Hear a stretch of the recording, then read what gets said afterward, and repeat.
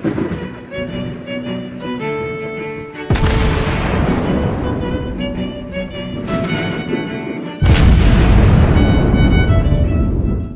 everyone, and welcome back to World of Warships Blitz with Terry. Before you all start, and I know there's going to be comments about this, yes, I have seen that the Tier 7 and 8 Pan-European destroyers are in the preview. Yes, I have the ships on board. No, I haven't had any time whatsoever last week to even look at them. As you might see, because the video today is actually a bit late, behind schedule. So instead, what we're looking at today is William Halsey. One of the American legendary commanders. So I did for a long time actually want to go through the legendary commanders in the game and just get into some more details, such that if they do show up in crates, and they do have a tendency to do that, you have a bit of an idea what you're in for and what they're good for. So William Halsey, also nicknamed Bull Halsey, was a very famous American admiral during the Second World War. He started out as a destroyer captain, and he was actually a naval aviator later in his age. He still learned to fly, and he started taking over command from Admiral Gormley in around Guadalcanal, and he managed to turn around the American situation from a defeatist, dire situation into an actual victory over the Japanese, and they managed to push them out of Guadalcanal and set the stage for more things to come. He then took on command, I think, of the USS Enterprise, and was in command of most of the operations in the Pacific. He was somewhat infamous for being aggressive to the point of recklessness. So, for example, during the largest naval battle in history, during the invasion of the Philippines, he was supposed to guard General MacArthur's invasion force. He got bored. And the Japanese had devised a cunning plan in which they sent the Japanese carriers, who didn't really have many planes left, as a diversion to draw out the American forces, and then have Kurita with Yamato and a bunch of other ships actually hit the landing. And that almost worked, because Halsey got so excited that he kind of messed up the communication a bit and pulled everything off the landings to go and chase after the American carriers, after the Japanese carriers. And the Japanese center force almost broke through if it wasn't for the heroic effort of some destroyers and light escort carriers, who were very much not expecting to survive that encounter. So that almost went wrong. And he also managed to sail his fleet through a typhoon, not once, but twice, with a definitely significant loss of life. He was criticized for all of these things, but given that there was a bit of a war on, and he wasn't punished as such for it, and ended up being on the Missouri in Tokyo Bay when the surrender was signed. So, a commander after my own heart, really, in the game, I would say. Someone who is reckless, probably to the point of foolhardiness, I would say. So, what's he like? What's the skill set like? Now, some legendary commanders have unique skills, and some skills are just kind of boosts of the regular ones.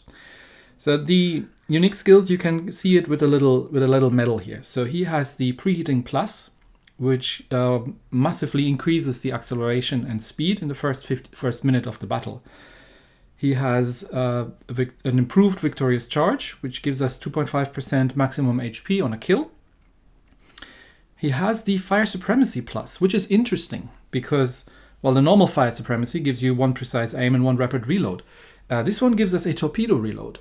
So there's a slight hint towards how this is meant, or where he's meant to be. We'll get to that in a second. He gets the improved English, Terry, do you speak it? Adrenaline rush, and which gives us a 10% reload boost to, well, everything really. And he gets the improved Honor Seeker, which gives us 2% additional damage when the ship has less than 30 Sorry, when we actually grab a medal. And he has the Angry Bull skill, which is unique to him. So if we're down to less than 33% of our maximum hit points, we get 10% on shell damage. So he's a brawler, and it makes sense, obviously. Now, it's understandable that they haven't designed him as a carrier captain, because you just don't brawl in carriers. I mean, they could have done, and given him special air skills, I guess, which would have been historically probably somewhat accurate. But I think what they're kind of going for here is a mix. And so some of these skills, especially the additional torpedo reload, really just points towards one ship. And that is the only ship in the American set that actually has a torpedo reload. That's the Somers. The Somers gets 2 torpedo reload 1 skills. These take 2 minutes to on cooldown. So herein lies this is one of the problems I have with this, because it's usually, if you're in a destroyer, going to take at least 2 minutes into the game until you actually get to sensibly have a target that lined up that you can fire your torpedoes at, unless you're just blind firing drops into the countryside, which you can do, and you actually have to if you put Halsey on the Somers, because otherwise you just don't have enough time left in the battle to use a third torpedo reload. The other problem being that the Somers is not a brawler whatsoever. She's a terrible gunboat. She's got lots of guns, but the turret traverse is not great, and I think the base reload is 6 seconds, whereas something like the Gearing only has 6 guns, but has a 3-second reload. So the Somers is not necessarily a great gunboat. I consider this more as a stealth destroyer. And the Somers torpedoes are also extremely slow. So I have tried to play an aggressive Somers with Halsey, and it didn't go well. So there's another ship where this makes sense, and let's actually get back to William Halsey and look at the skills, because this skill setup is not a destroyer setup, as you might have noticed. I obviously have the legendary skills because you just kind of really want those. But as you might notice, the improved Honor Seeker actually prevents us from taking the Master Reloader, which puts a big dent into the tech tree battleship line. Now, it's not a huge problem, right? So if you wanted to play him on American battleships, on the tech tree line, you very much would have to use the Master Reloader.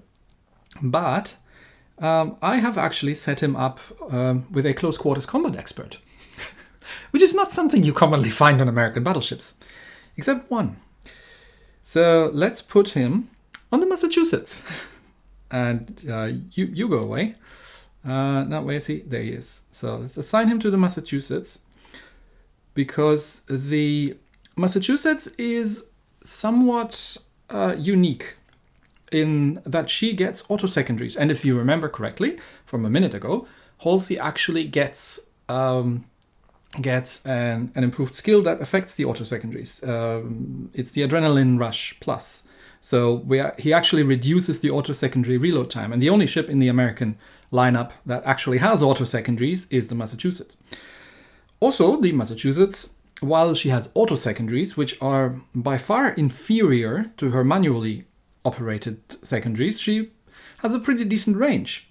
And in this case, we have a full range setup. So this is a fully built up Massachusetts with fire and flooding resistance because it's a tank build, and the artillery plotting room, because that is giving us 7% secondary battery auto secondary range, which gets us to a grand total on the auto secondaries of 6.64 kilometers. And the reload goes down to 4.5 seconds. Plus the damage actually gets increased when Halsey's skill activates. Now, this doesn't mean that you're suddenly in a Bismarck, because this is a Massachusetts, the armor is garbage. So if you rush in at the beginning of the battle, you're dead. Also, you don't get the actual rapid reload skill, because the Massachusetts is, as is common with the American premium battleships, gets the precise aiming skill. So we're not actually getting the massive, Dakar sort of thing that we could get on other ships. I mean, you could do this on a tech tree ship, but I figured this is a good time to combine William Halsey and a secondary Massa build, which is something I wanted to try out anyway. And that's why we have the close quarters combat expert. So what you really want to have in this happening is you want to play, and the Massachusetts gets, I think, around about 50,500 hit points with all things camo and whatnot and consumables if you're in the battle. So if you take 33%, you're somewhere at around 16,800 or so. So what you really want is play just under that, because then you get 10% damage bonus on everything, plus you get 10% reload boost on everything. So if you manage to get the Massachusetts just under 16,800-ish, she suddenly becomes an extremely dangerous battleship. Of course, she's also extremely in danger of being sunk, but that's a different story. So, full battlecruiser setup, we have propulsion, because he does get the preheating boost thing, and we have steering, and we have range for the auto secondaries. All right, let's do this. We are on Aurora in Domination. We're top tier, and we have Amagi, Vladi, Richelieu, Sinop, Belfast, Benson, and Kagro on the enemy team. If you look at the team setup, we have 3 legendary players in the enemy team, 2 of them in a division, and we've got a destroyer division in the enemy team as well. So yeah, well, we'll see how this turns out. Domination is good for this sort of thing because, well, you do really, in an American battleship, especially in a ship like this, you do have to kind of stand back for the first half of the battle because you can't just rush in ahead. You just don't have the armor to take that sort of beating. So no carriers, but what we'll do is we'll see where Benson goes. Now the enemy team is going to concentrate around A, normally. That's what you usually find in Domination here. But if Benson goes A, I'll follow. And it looks like Benson is going A, so we'll see where the rest of our team is heading. Because if you allow them to loop around through A and outflank you, and you don't manage to get a good hold of B and C, such that you can actually establish lines there, then you're very much in trouble. But we will see. So we're rushing ahead and just keeping an eye out if anything is capturing A, because 2 destroyers in the enemy team. And nothing's happening so far. Okay, there's the first ship. And it's the Vladivostok, it's one of the legendary players. So primary target, well, it's not that I have anything else to shoot at. Shots out, let's make our presence known. But we don't want to just rush in. Because again, there were 2 destroyers and something is capping A and it's not the Vladi. So there's something else in there. Oh, Belfast, okay. Belfast is trouble because Belfast is setting fires. Now I am in an American battleship with a pretty good fire and flooding resistance, which means that I'm of course immediately on insta-fire. So let's target the Belfast because he's broadsiding without smoke, and there come some torpedoes. So I don't think these were Kagro torps. They look more like two drops. So that was probably the other destroyer. So let's heal up the first. Let's heal up the first bit of damage here while we're backing off from Belfast trying to burn us down. And Vladis might run into some torpedoes, but it's not. The Benson hasn't really done very much, and now he's out of torps, and he's not going to be able to push this because, like I said, the whole enemy team is focusing. Now we don't need to push this right now because the rest of our team has secured the other 2. It'd be great if they could help a bit without flanking, but I think they're doing that. And the Belfast is reasonably low on health, so well done, team. That he decides nope, he doesn't want to be here anymore. So with the Belfast out of the way, and I see there's a Kagero over there. Now he's just out of my secondary range, but I don't want to be here. Now, Gneisenau, you have good secondaries. Oh, you're trying to torpedo the Kagero. Okay, good luck with that. I'm out of here. I'm going to take... at this point, we've got the Belfast gone. The other destroyer has just been spotted somewhere behind the mountains. So I can now start rushing. Which means putting her on full ahead, shouting very loud, and start rushing that. Because that's a Vladivostok and an Amagi. If Belfast pokes out, my secondaries can kill him. And they're currently not shooting at me, which is my preferred sort of enemy. So let's rush these guys. Plus we're 1 destroyer down. Time to make something happen. Yeah, okay, there come the Kagero torps. Okay, 1644. Just keep that in mind, that number, for the full penetrations against the Vladivostok. And just as a comparison, because right now none of the skills has activated. We've lost Center Cup, and but Vladivostok's backing off. That's not gonna help him because I'm almost in secondary range, and at this range with APCS, yep, that's what I can do. And now it's my secondaries opening up, doing only 125 points of damage, but you know, it adds up, and she sets the occasional fires. Now, Kagro, I'm seeing you there, and yes, you are looking suspicious. Okay, give me a cap back, and they're still not shooting back at me. Okay, I can do with that. I'll hurt the Vladivostok a bit more then. Okay, Kagro is coming around, so he's probably going to go for the top drop. Right about, where would he be dropping? Right about nowish, so time to put her in reverse. And shots out, auto secondaries should be focusing on the Kagro. But he's on so low health that I can just kill him with the mains. There come the Kagro Torps, as expected. That's why I'm turning in. Which means I'm going to give broadside to the Amagi. But someone seems to have killed the Vladivostok. Well done. And there's a low health Sinop on the other side, because the rest of our team hasn't been idle. So we're still not activating any of the special Halsey skills, by the way, because we still have too many hit points. Now, it is a balancing act. And you can imagine, if you can... Oh, there we go. We can do that on a battleship. Relatively easily, but on a destroyer it can get often a little bit more tricky. Alright, so now we're just going to shred through the Amagi.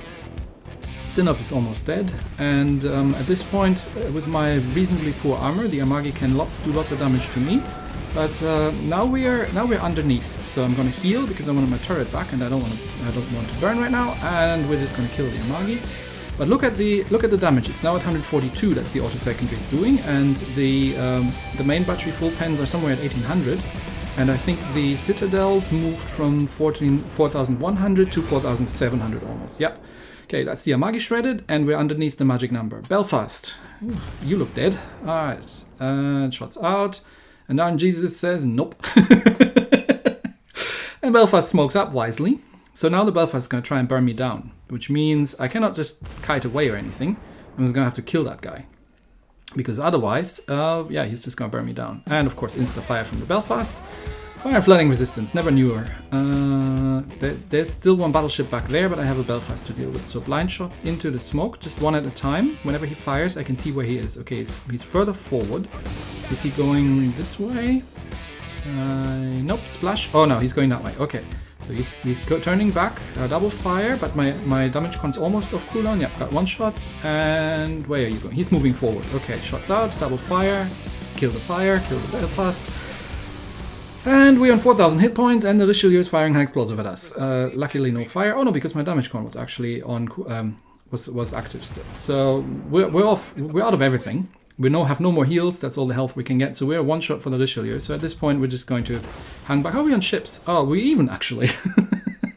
And we're about to lose a cup. There's 50 seconds left, but we are comfortable 150 points ahead. So as long as I don't die here to the Richelieu, we should be good. And but yeah, I don't want to get anywhere nearer, so Richelieu doesn't seem to be firing at me. Still, not going to risk it. Because he can just literally kill me in one salvo. He can probably kill me in one salvo with high explosive if he decides, because my damage con's on cooldown. And the destroyer is somewhere in A cap, so I don't really care about that one. 20 seconds left, and I think that should be enough. Richelieu is gone undetected, so I'm probably just gonna lob out some blind shots. Okay, there's our destroyer. If you die, that's okay. That'll just give me a last hope, but I don't want to die here. Some blind shots out, but that's it. Yeah, well, what have we done? 123,000 damage in the Massachusetts. But you've seen the Halsey skills kicking in, right? So if you can balance it just around the 16,000 health mark on this ship, then you're actually reloading quicker. So I think the reload on the mains went down somewhere from, I think it's like 22 or 21 odd seconds. It went down to 19 seconds. And the damage has gone up. I think the citadels went from like 4,100 to 4,600 something. So you're definitely seeing that in terms of damage output on the ship. That suddenly you have the reload of a German battleship and you're doing a decent amount more damage. But yeah, balancing this is reasonably difficult, and it doesn't work every time. So in summary, I think Halsey is one of the more unfortunate legendary commanders, because while the skills are great when they work, they are pretty difficult to make work, and you actually have to be lucky to be in such a situation that you can actually survive on low health to get the full benefit out of these skills. The Somers really doesn't need a third torpedo reload. I found it difficult to actually make use of it, and playing Somers aggressively didn't work too well for me either. So, yeah. What can I say? He doesn't get the Sixth Sense skill, which tells you how many people are targeting you, which is generally extremely useful if you're trying to balance something like this. So, while I like his skills, and while I think just Halsey in general was great to have, I'm not sure he's necessarily like a really, how do I put this? Like, he's a good legendary commander, but he's not a must-have, I would say. You can probably totally play him on the regular American battleship tech tree line. You just have to trade the Honor Seeker for the Master Reloader, and if you're on low health, you'll find that suddenly your main guns, like, just forget about all the secondaries and things, and just focus on getting your main gun reload speed down. So. It might be worth doing the same exercise again on something like the Montana, and seeing how, like, you know, at a long range duel, what you can actually do with him. It's just that it just felt wrong. It felt wrong playing Halsey that way, because that's just not who he was. He was somebody who would put up his sleeves, get stuck in, and punch somebody in the nose. So that's why I did it this way. Anyway, that's it for today. Thanks, everybody, and I'll see you next time. Bye.